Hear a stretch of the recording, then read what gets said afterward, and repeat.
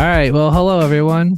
Chairman, welcome to another day of town, another adventure where we're going to dive into a topic that I think we've actually talked about a couple of times on here, and it has to do with amp cab sims. So we were across a bridge, and we were thrown this article to look at on top amp cabs and sims of 2023. So we'll go through that. But I just want to say, hey guys doing Howdy. good? I'm doing well. Yes. I think it's going to be a good day in town today, Brian. Yes. Good. Well, I'm excited to talk over this. I've already looked at the lists and I'm liking what I'm seeing. So we'll dive right into it. Before we do, I just want to say, if you guys like the podcast, if you're listening, if you're watching, please go leave us a review. We like to see what you guys are thinking about the podcast, if you're liking it. You can even say, man, I love it when Grant wears that hat, that black hat, or anything. Never seen me without it. Without it, yeah. When Brian's got his hair exposed. This is a rare event where Brian is showing his full mane, and he has beautiful hair. You wouldn't know it underneath that cap, but he's got very thick hair, a beautiful hairline. So just for all you listeners out there, I can describe to you, and if Pantene Pro V, if you're listening, you want to do a shampoo sponsorship, I think we're all game for that. Let's do it. Grant can condition his beard. Yep. And every day, and I can, or Herbal Essence. I don't know if people remember those Herbal Essence commercials from the 90s. Whew. Those were very stimulating, if you catch my drift.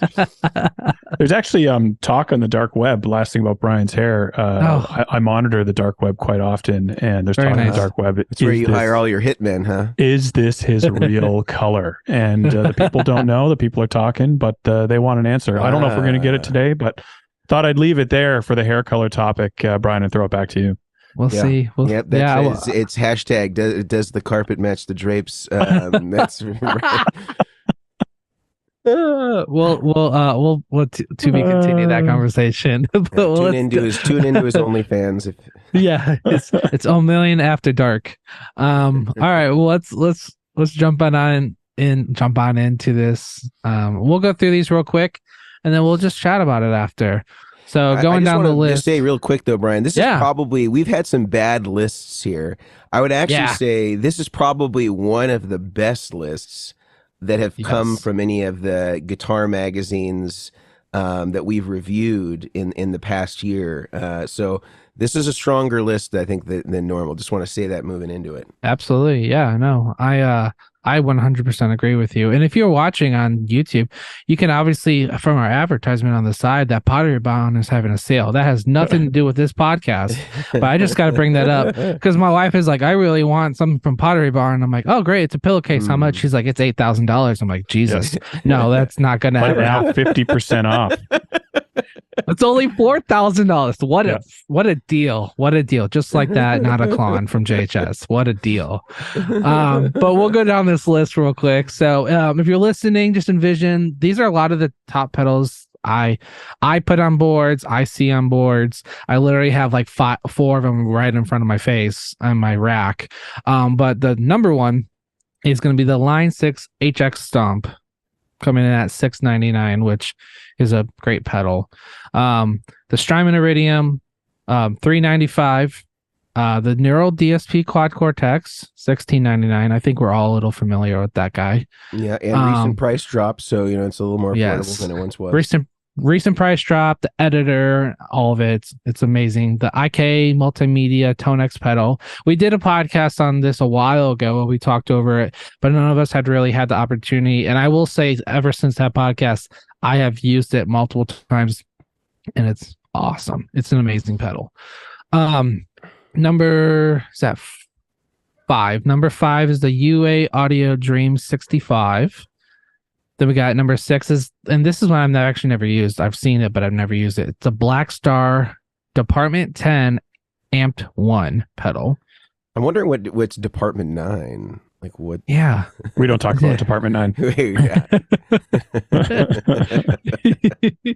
It's like top 10 it's like a version. The next one is the Wallace Audio Mako Series ACS1. which is another great one. The Orange Terrace Stamp. I've actually never heard of that one. Maybe it's a new one. Lowest cost on our list today. It is $199. $199. And then the 2 notes Revolt Analog Amp Sim. I am familiar with this one. I've never put it on a board because it is quite large. It's in the HX Stomp realm. But there's one actually that they don't have in this little summary, and it's going to be the TC Electronic. Yeah, the 10th one is the TC Electronic Amp Work with a X, not a K. Works.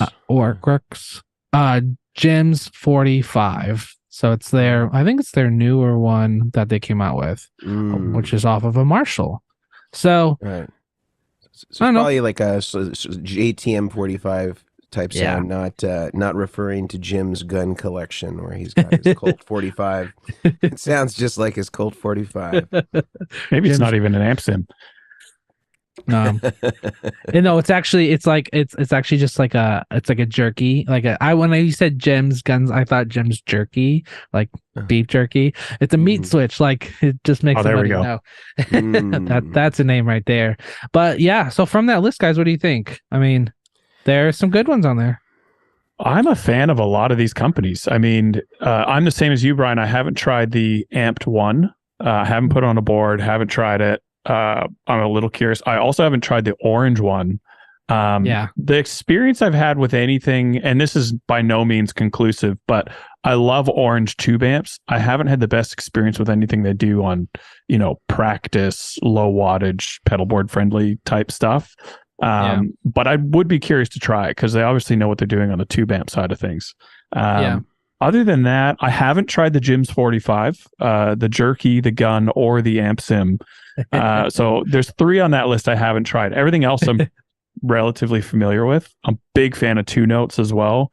But overall, I think the list, like Mason said, we've had some pretty rough lists in the past. This is not a rough list. Yeah. I would give this list 3.5 beef jerkies out of 5 for sure.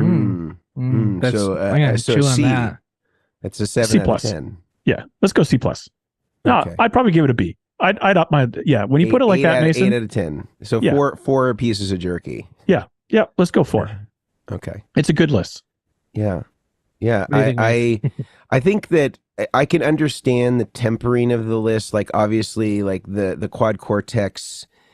I'm going to go out on a limb here and say that as far as amp sounds, nothing is as good as the quad cortex as far as the sounds of the amps. I've tried all these. They all have their redeeming qualities. Some of them can get, can produce really great effects that I think that maybe the Neural doesn't have as good of versions of.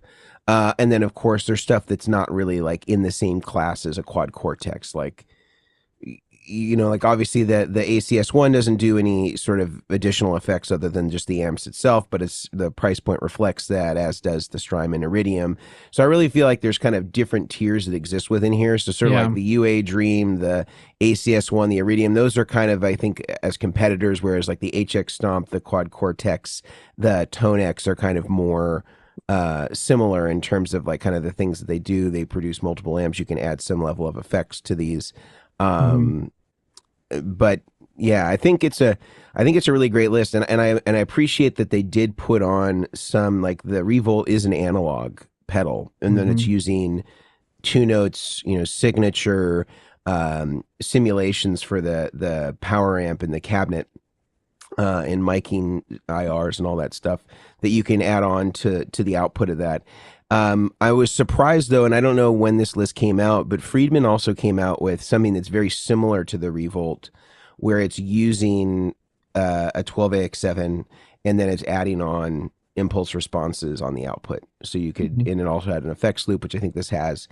So that's another interesting choice that's not reflected on here, but could be another cool, at least partially analog circuit where you do still have the benefits of a full analog tube preamp section, and then you're running into like a digital cab sim in impulse response section to follow. So I do like this list. I feel like it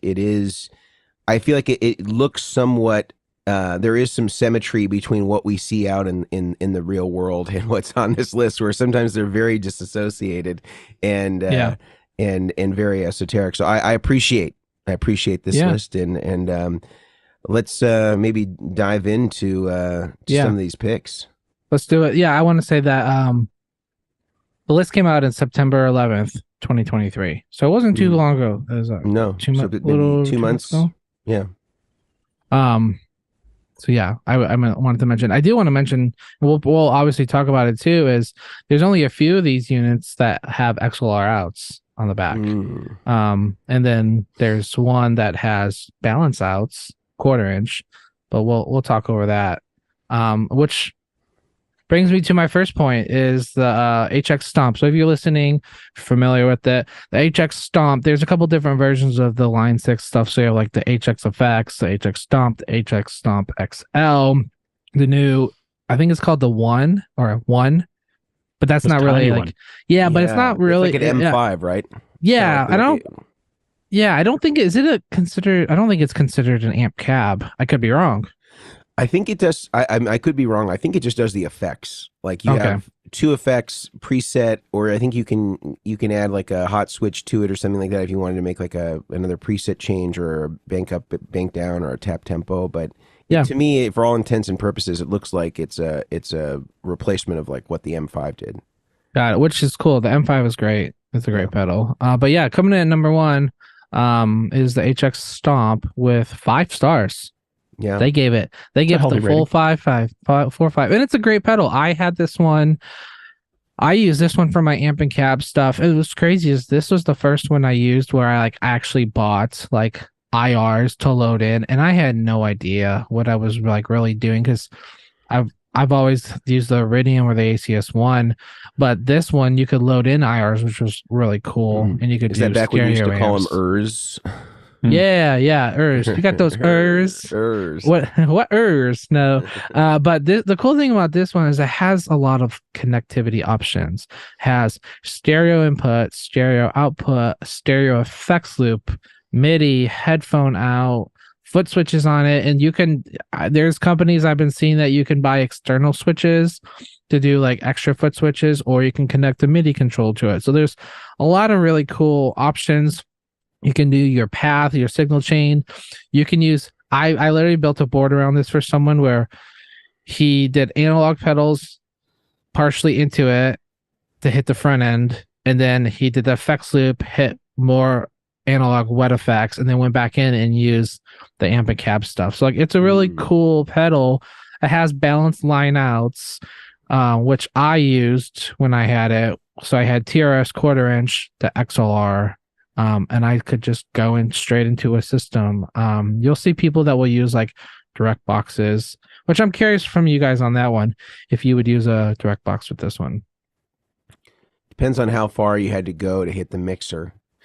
You know, I think if you were, I think that the output impedance to this is 500 ohms, which I think is pretty standard for like that sort of stuff.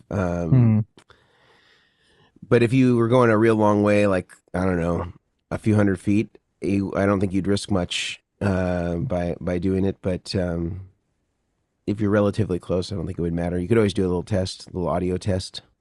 For sure. And it is phantom power protected as well, which is good. Yeah. So if someone does send phantom, it's not going to pop the pedal. Yeah, that's good. But I remember when I first got the HX, I got it for effects only, not even considering about amp and cab sim. And it was when it first came out, and I may still have the same firmware from when it first came out. Its firmware is old on mine. Vintage. And then I remember trying the amp and cab sim and just being blown away. Like, for something I wasn't expecting to use it for. And then I found the kind of matchless Spitfire, I think, I can't remember what they call it on the HX Stomp, but the matchless sounds on there, and compared it with my real matchless through, monitors and everything. I was like, they actually did a really good job as a stock preset. No aftermarket IRs, no anything. I was very impressed. And so I think for a pedal at least from when I first got it, that I was just like, yeah, it's line 6. I don't expect much from them as far as amp and cab sim. I kind of know what I'm going to get as far as effects, and they're pretty good. I like their effects. They're not my absolute favorite, but they do a solid, consistent job. And then to hear the amp and cab sim and have it just blow me away, I was very impressed by it. And so I think, I mean, I don't know if I would personally put it in number 1, but I would definitely have the HX Stomp in my top 3 as far as tone for dollars. This thing it's a really good unit. They've done such a good job on it, and it's reliable too. I've had so many M5s break, but the line 6 is built very well, very reliable, very sturdy. So I'm very impressed with the unit overall. I think it's a well-earned pick for the top 3. Yeah, I mean, what's impressive to me about this too is like you'll see people that will just put it on the board with like timelines and big skies and those kind of things, but it's the people that utilize this like on a pedal trained nano with an expression pedal, and like that's it, and they're like throwing in their mono creators tick bag that hooks on the front of their gig bag, and they're to a gig or they're on a plane or something. It's just how small this thing can be and how powerful it is. And it's amazing. And I will tell you, when I got this pedal, I loved the sounds and everything. I was most impressed is because I just had one is the USB on the back when you connected it to the computer, how it worked with the editor, how it all updated in real time. Like that for me was probably the most impressive, like newer on the kid on the block type of thing, just because I think when this came out, there wasn't many that was doing that in real time. And I'm sure the Helix and stuff I think did it too, but I never had a Helix. So like I wasn't as, into what those were doing. So when this came out, I was like, this sucker is powerful. So yeah, I think it's a great choice. Before we continue, I want to throw to one of you guys to do a quick ad and we'll jump back into this. Yes, thank you, Brian. And we have a couple of great sponsors that make the podcast possible every single week. And so we appreciate you being patient and listening to some of the news from our sponsors, but also giving you a great opportunity to save a little dough and get some good products while you're at it. The first of which are our friends over at the Guitar Sanctuary. And as we say every week, Brian loves it so much at the Guitar Sanctuary, he's actually there right now.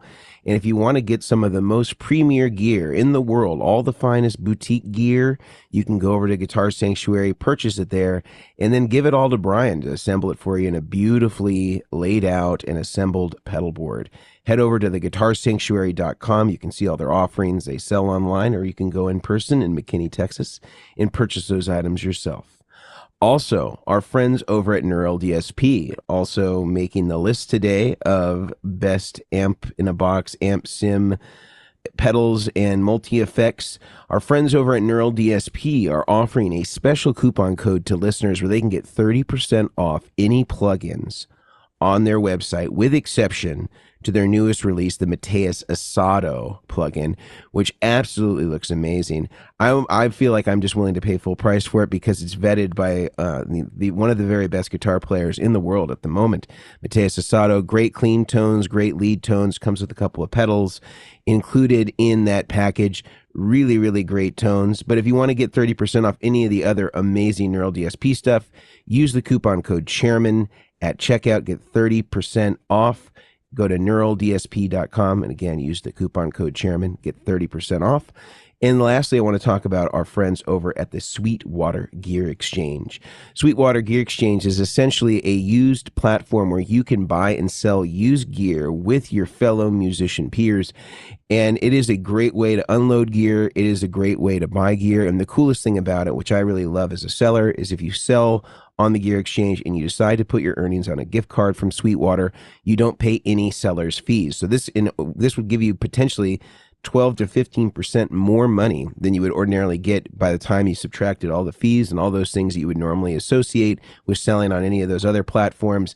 I highly recommend people check out Sweetwater's Gear Exchange. Go to sweetwater.com/used. Back to you, Brian. Thank you so much. Yeah, no, yeah, I love it so much that I'm literally here right now. So yep, his sleeping bag is over there in the corner. He sleeps there, because you have to live tone. You can't just talk about it. Yep. Live, laugh, tone, as they say, right? Or I always wonder, is it all right? live? Jump back on Are it. they saying live or live? Yeah, it almost feels like they would say live. Live laugh tone. Live laughing tone. Coming in at number 2, which is another 5-star and a pretty well-known one, is the Strymon Iridium. Great pedal. 500 milliamps. I mean, we know all about this pedal. Headphone jack. That's the cool thing about this one, is that it has like an 1/8-inch jack. You'll see some of them will do like the 1/4-inch jack. Some of them will do no jacks. But this is around one of my favorite pedals on the amp cab market. I have one right here too. But what do you guys think? It's a solid pedal, you know? I think Iridium does a really good job. It was, I don't know if you guys would agree or not, but I would say it's one of the earlier amp and cab sims that kind of took the market by storm a little bit. Like it was one of the ones that really pushed everything forward, in my opinion, as far as amp and cab sim. Showed what could be done in a small format with MIDI. And it's not like it's that old, but I think it was a really good step forward for this product. So yeah, Iridium, I think, is incredible. It would not be my number one pick. I think there are amp and cab sims out there that do a better job of getting closer to the real sound of the amp, whatever that is. I know that's very subjective. Before you send in some emails, but I would say it's probably the one I struggle to really connect with it as a piece of gear. It wouldn't be the one I pick off the shelf if I need an amp and cab sim, but I have plenty of customers that it is their absolute go-to. They've tried all the ones we're talking about, and Iridium is their choice. And so I think it's honestly probably more preference on this one than it is matter of fact.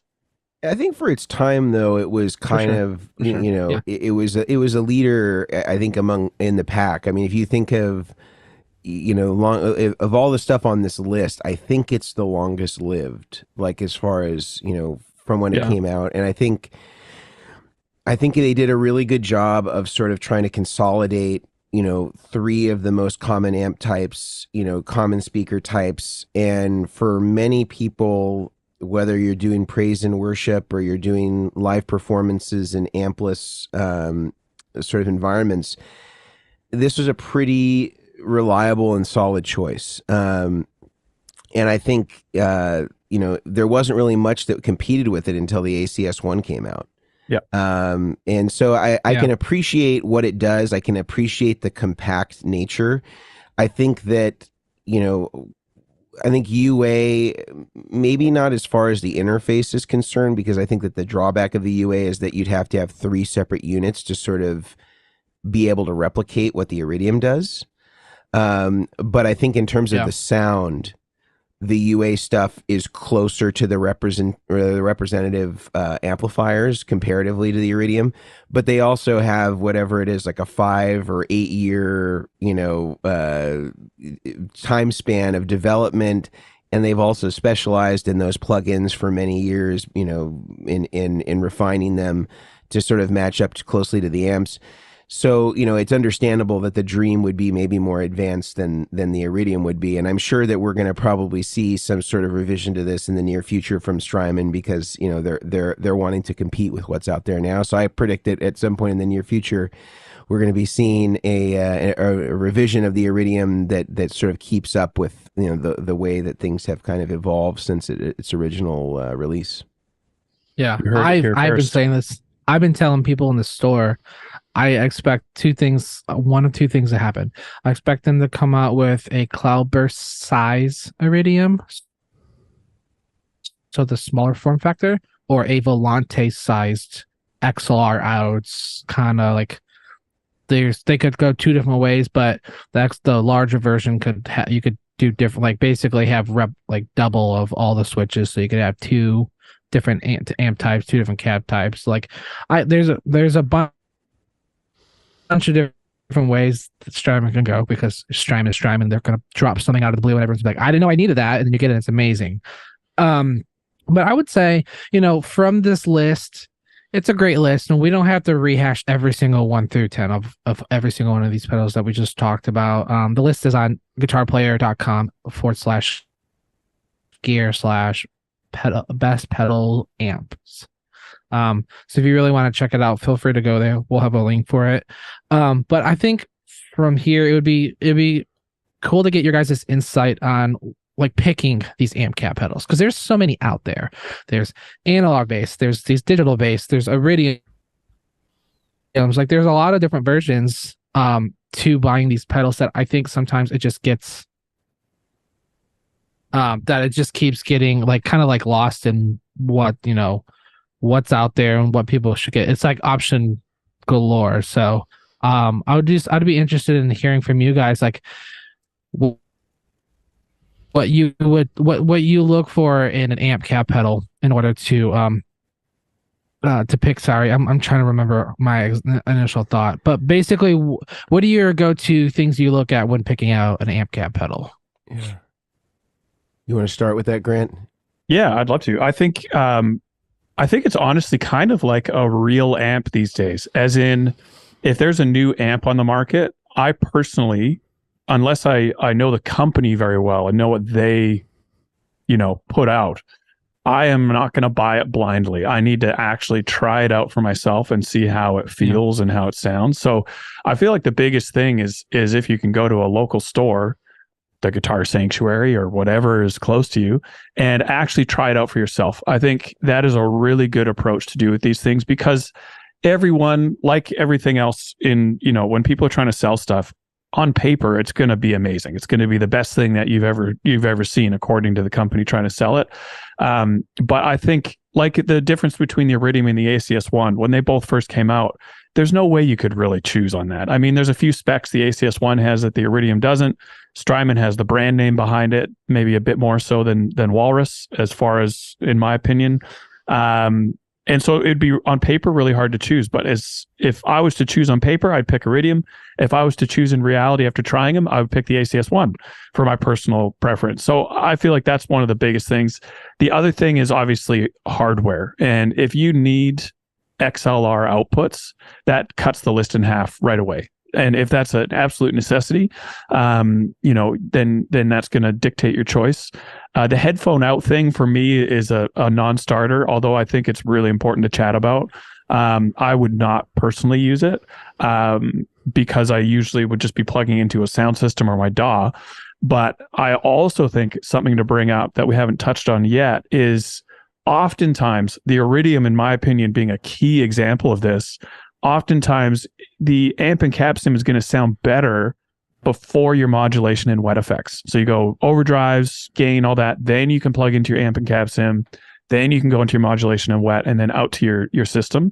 At that point, if you plug into the headphone out, you're only going to be hearing your gain pedals. And, you know, depending on what you're doing, that's going to be quite frustrating.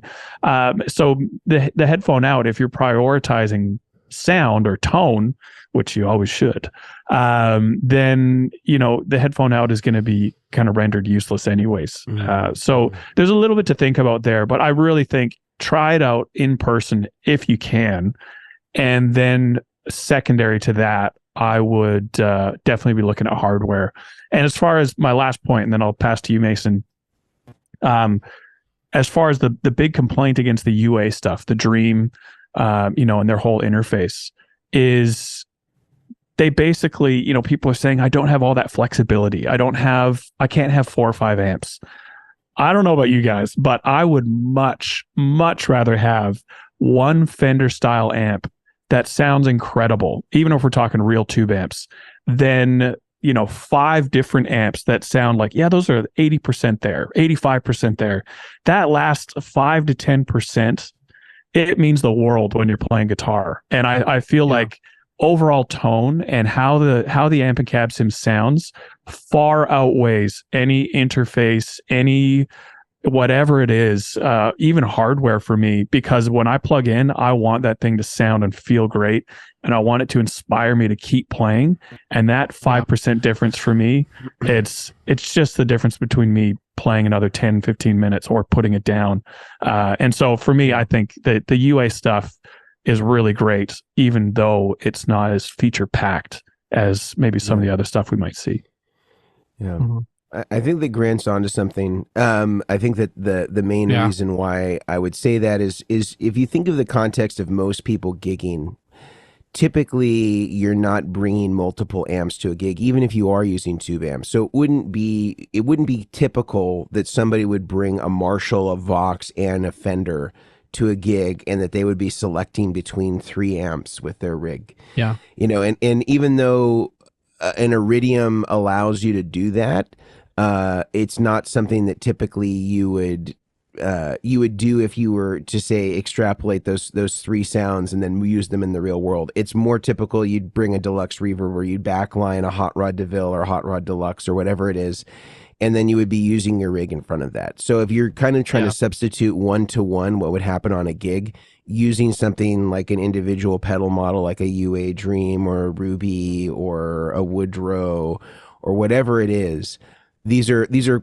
probably more of a more similar to how you might be using a real tube amp in a gig. You wouldn't have all 3 of them on stage with you unless you're like a rock star, Yeah. So I would say that in that sense, I think, if you're just talking about representing what you would normally use, I think something like that is fine. It's really awesome though, if you need the capability of being able to have a lot of different amps and you want to profile your own amps. Of course, you can't really do that with, the universal audio stuff. You have to kind of use, with the framework that they've set up. But and that's why I think the Quad Cortex is really pretty amazing, because not only do you have their whole entire suite of amplifiers, but you can also take your favorite amplifiers and profile them, which we've done. And if you go to the Vertex Effects Neural cloud, you can download some of my amps for free. And I've profiled the Bandmaster that I have, which is a 1965 Bandmaster. I've added my Klon up there. I've added in a King of Tone with several different settings in each channels. These are just cool things that you can't do on those other things. But I also don't think that they're comparable pedals. They're not really competitors with each other.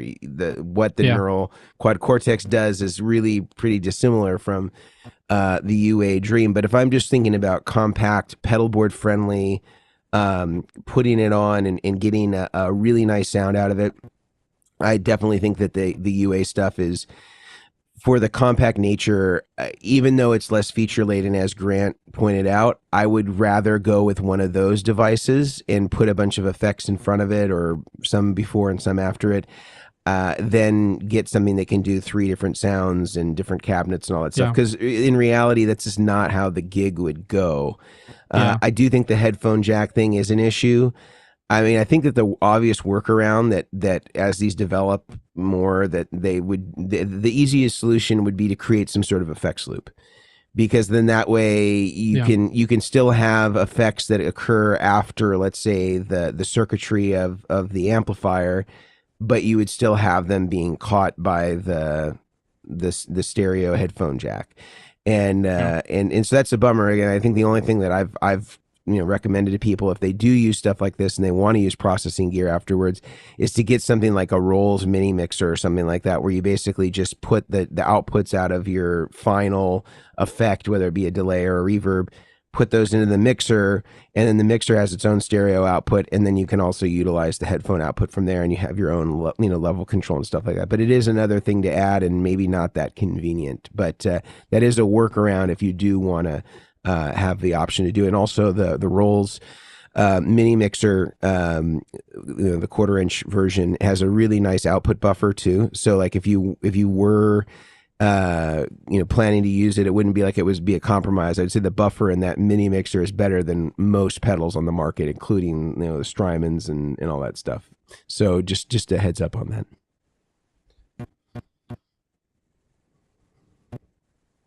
Yeah. Sorry, guys, my headphones cut out for a second. But yeah, no, I agree. I wanted to mention with these types of pedals, as you guys have already kind of mentioned, that some of these have more features than others. Don't always get caught up on the features if you're listening, because as Mason already said, like at the gig, and I've asked multiple sound people before, and the one thing that they hate is people switching on their amp, on their Iridium or something, them switching between preset 1 and preset 2, and it being a completely different amp, a completely different cabinet, and it like completely changes like how they EQ'd that channel. So sometimes it puts so much more work on the front of house guy. And I'm not a front of house engineer, but I've asked people like, hey, so if I switch between this other amp, what are you doing? Oh, well, completely changes how I had EQ'd your channel. So those are some things to think about. I will say before we hit our ad is the Edge, he is using some UA pedals, U2 UA. The Woodrow, I think the Dream for those or the Ruby. He was using Sphere. the Ruby. I don't know where it is. It's that big Sphere. Is it the Ruby? I can't remember. Yeah, that big Vegas thing. And someone was like, "Can you believe that he's using?" And they're like, "Well, he doesn't have any stage volume." I'm like, but no. You watch the Premiere guitar video. Underneath the stage is all 15 of his amps that he's running and everything typically for his gigs. So it's really cool to see even someone like him is using these types of pedals because they sound really great. And people do harp on the no headphone, the no MIDI and those kind of things. And I'm like, man, stop thinking about all the features. Set your amp really well, get it really good how you want it, and like don't mess with it. Like that's how I always do it. But yeah, no, I'm loving this conversation. Let's throw to our second set of sponsors just so we can share some love and get you guys some good discounts. So I'll throw it to you, Grant. Cool. Thanks, Brian. So guys, I want to tell you about our first sponsor, which is Mono Creators. You can find them at monocreators.com. Also just known as Mono, just to confuse you a little bit. These guys do the best gig bags, like soft bags, double guitar bags, some incredible angled pedal boards with soft bags as well, and recently power supplies and some extra accessories. So they do some incredible gear, very well manufactured as well, and it's just built to last. The soft bags I have for Mono, I've had for probably 10 years plus, and they're still going strong. So it's an investment into protecting your gear in a kind of transportable way. So definitely check out Mono Creators. You can find them, like I said, at monocreators.com and use the code Chairmen, CHAIRMEN, to get 10% off your order, which is awesome. I also want to tell you about BTPA, or Bestronix. This is where we go, Brian, myself, Mason, for any plugs, cable, additional accessories. I always email Brad when I have something that's kind of a little left of center or not as common, like D socket USB A to B jacks. I just email Brad. He's like, yep, got them in stock, and he ships them out the door. So they have a lot of different stuff for your pedal board, accessories, and patching needs. So check them out, btpa.com. Use the code DACHAIRS, DACHAIRS, and you will also get 10% off. 2 codes in a row. This is going well. Let's go for number 3, Stringjoy. This is the Netflix of strings. You can set up subscriptions at your cadence to get strings sent to you automatically in a time or amount that you need. You can also do one-off purchases. So they do some incredible strings, different material types, obviously gauges and instruments, coated or uncoated. Stringjoy has you covered. In America, I think they're out of Nashville, and so you're going to get them quickly. And so check out stringjoy.com. And the code for this one, guys, I might need your help on this one. I believe it's easy. Boards, BOARDS, 10% off. That's it. So 3 codes in a row. I mean, it doesn't get much better than that. I think how it works is if you do 3 codes at 10% each, you've just saved 30%. So look at that. I just think it's a good day. It's a good day to be a guitar player. Let's get back to the episode here as we finish up. I'll throw it to you, Brian. For sure. Thank you. Yeah, I think looking over the list, and I was going to mention it to you guys, what do you guys see advantages? Because there's some of these on there that are more the Black Star. It's the type is a solid state. Let's just put it at that.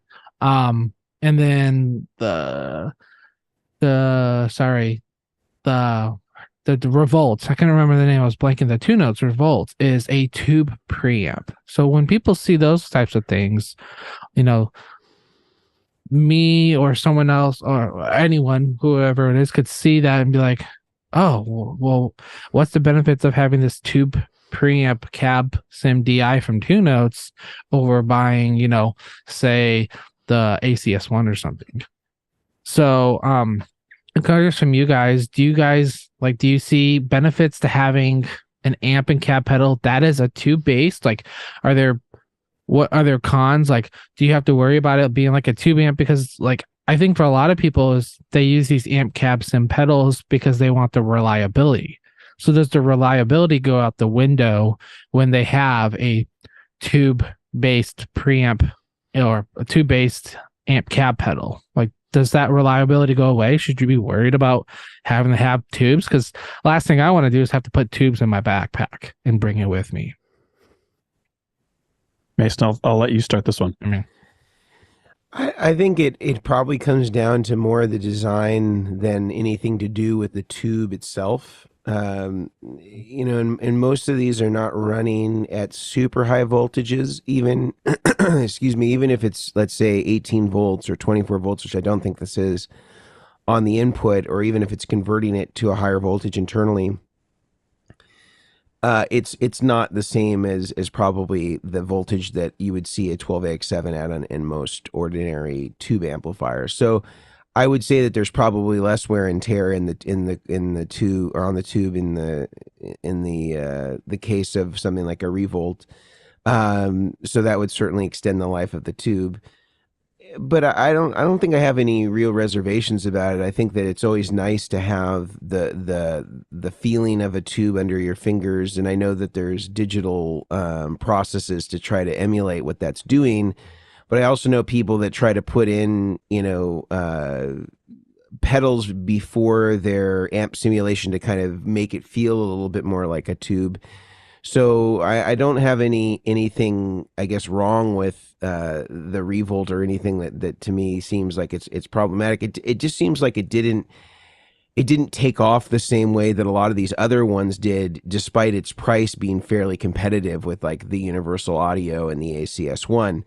So, it's interesting to me just from a marketplace standpoint, no commentary on how this sounds relative to the other ones, that it doesn't seem like the value of the tube, at least to the market, is overemphasized, that you have right there. It'll be interesting to see how another pedal in the Friedman version, which does have a 12AX7 and is using sort of similar technology where they have the IRs on the output, how well that does, or whether it kind of works its way into the kind of top 3 to 5 amp sim pedals right up there with the Universal Audio stuff, Iridium, ACS1. It'll be interesting to see if it's the name that's preventing it from getting there. And I see it's up on the screen here. It's the Friedman IRX. And it's got 2 channels. It's got a boost. It's got the XLR out, all that stuff. So it'll be interesting to see how that does in the marketplace. Actually, no XLR out, but balanced out through TRS. So, and it's got the effects loop, which is cool, and the headphone. So he kind of figured that out, that you can have all of your effects in there, but also be able to hear them through the headphones. So, and that's at $499. So it is more expensive. It's $100 more than an ACS1. Yeah.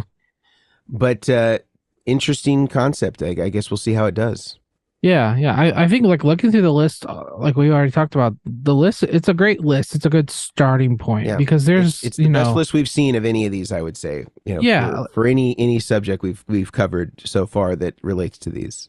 Yeah, and there's a few on there I've never used. I've never used that orange little tiny terror or whatever they call it. Like, I've never used terror stamp. Is it because it's small, so it's like micro?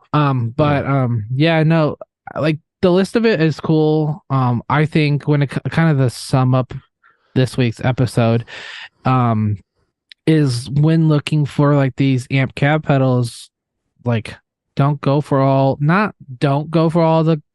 glitzy, crazy, all these extra features, because most of the time, like, that's not going to be the one pedal that you're going to be stepping on a lot or really adjusting, because that's like having your amp behind you. Like, you're not constantly turning around to do this, to engage this, to add this or whatever. Like you're setting your amp and leaving it. So treat it like an amp because that's what it is. And then let your board or your rig or anything. I think the dream, if I can remember the list well, because I backed out of it. Like looking over like some of those pedals that they have, even the TC Electronic one. I'm not familiar with that pedal, the Black Star. I'm not very familiar with those, but like between the prices, they're all between $199, except when you get to the QC because it's $16.99. They're all within the 2 to 500 or 2 to 700 range, and you can get some really good like great tones out of it. Some depends on if you're running a flex loops or anything. So yeah, no, I think it's a great list. What are your thoughts, Grant, on this? I think the only thing there's a couple things we haven't covered. I'm surprised we haven't brought up the simplifier yet, and I'm happy to leave it. But my only point with the simplifier was that if you're looking at specs again on paper, does it have a tube? Is it DSP? Is it all analog? Simplifier is all analog. But I personally do not connect with that pedal at all. I find it very hard to use and get a sound I really like. But again, I have plenty of customers that love it, and they've again tried them all, and the simplifier is their choice. And so again, I think whether it has a tube or not, I think that's it's up to you if that's important. But I would still prefer to try it and make up my mind that way. As far as the list, the other thing we haven't touched on yet, which I think is these days a valid thing you need to now consider, is Mason briefly talked about this with the Quad Cortex, is the ability to capture amps or not. So a lot of these you can buy third-party IRs that someone else has created, which is essentially capturing the room and mic'd up cab and stuff. But the ability to capture your amp easily and capture your pedals that you may have and not want to take on tour or take out of your studio, whatever it is, that is now a consideration you need to make. And on our list, correct me if I'm wrong, the only ones that can do that is the Quad Cortex and the Tonex pedal on the current list that we talked about today. And so I think Tonex does a great job of that. The Quad Cortex does a good job of that, and they make it quite easy to do. So I think that's the only other thing as well you really need to see is that important to me if I'm going into this realm of being able to capture existing gear I already own. And another thing to mention too with capturing gear you already own, you can't just plug in your amp head like directly into like say the quad or something. Like you have to have what was the box that you guys used, Mason, when you captured you have to have your some sort of load, but we use the SIR reactive load for ours. Exactly. So like you have to like, in thinking about these things, especially when you spend $16.99 on a unit or however much the Tonex was, the Tonex is $400, I think, but you need to buy a capture box as well, which I think is another couple $100. Yeah. So like there's things you have to like you have to think like long term, like, oh yeah, if I'm going to do that, I should buy these boxes.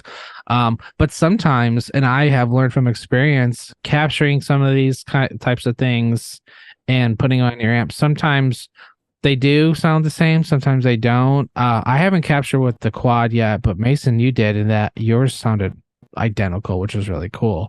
But I've had people like, man, I've done the capture and it just didn't work out, and you find that some of the gear that you have just isn't like working, or you don't have the knowledge, so you just kind of rush. But yeah, no, I mean, is there anything you guys would say that's missing from the list, or anything that they've maybe forgotten about? I feel like they hit pretty well on these. Yeah, I think that they stuck with the most popular ones. Again, I mean, I mentioned the Friedman one. I don't know that it was out probably when this list came out. I think, it might have been too new for them to be able to include anyway at that point. For sure. But I do think that will be an interesting one to keep an eye on, as things develop. Like, will it advance beyond what the Revolt has done, or will we really just see sort of a dominating force of the Quad Cortex, the Tonex, the Universal Audio stuff? I expect that there's going to be something new from Strymon in the near future that's around this sort of theme. So it'll be interesting. I mean, there's a lot of choices. That's the good thing for us guitar players. Yeah, I think the only one that really is missing, and it's just because a lot of people haven't looked at it, and maybe it's just me. I actually kind of enjoyed this one, was the Boss IR 200, which like surprisingly enough, like it's not, it's not the hot kid, the most popular kid on the block or in the school kind of thing, like, but like for like what it does, it's a really cool pedal, and I think sometimes it can get overlooked, but it's really compact too. It doesn't have all those crazy XL out features or anything. But yeah, so I think this was a great kind of conversation, especially if you're looking into getting an amp cab sim, if you're looking for reliability or have a backup system. Is there any final thoughts, any recommendations or words of wisdom you guys would like to bestoweth upon, let's coin that word, bestoweth, on our listeners today before we jump back in the Miata on the way to Tone Town? I think we've covered a lot of it. I think thinking through your signal chain is important. If you need stereo or mono, some of these are mono in, stereo out as an example. Like just thinking through some of the real practicalities of where this could end up on your rig is smart.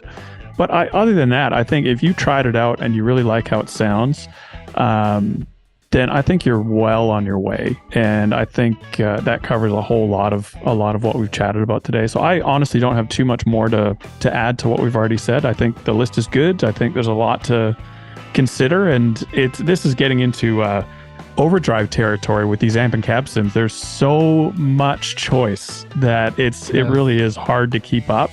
And so don't expect to try everything, but I would say if you pick a few off this list, you'll be starting out very well to consider. Yeah. It's I think it's again the best list that we've come across that kind of ranks a top 10 in really any category, whether it's overdrive, distortion. Some of these again are really disconnected, I think, from the marketplace. It seems to pretty much have hit right where it is, and it'll be interesting to see how these continue to develop and kind of what's coming next. And I think all that we needed to say was in the podcast, and just one more reiteration of what Brian stated in the opening of the podcast. If you're enjoying these conversations, we would really appreciate an honest review on iTunes. iTunes is typically the place where all the other podcasts seem to index their rankings based on. We're still number one in Bangladesh. We want to continue to maintain our number one position in Bangladesh, and I believe that's because Grant's using a VPN from there, so it all takes is one listen to push us over the edge. I don't miss an episode. Yes. Yep. So just a heads up to do that over on Apple if you can. We would really appreciate it. And of course, supporting our sponsors in turn supports us. So if there's anything there that you're interested in, please do support them. And until next time, we will see you a little further on the road to Tone Town. All right. See you guys. See ya.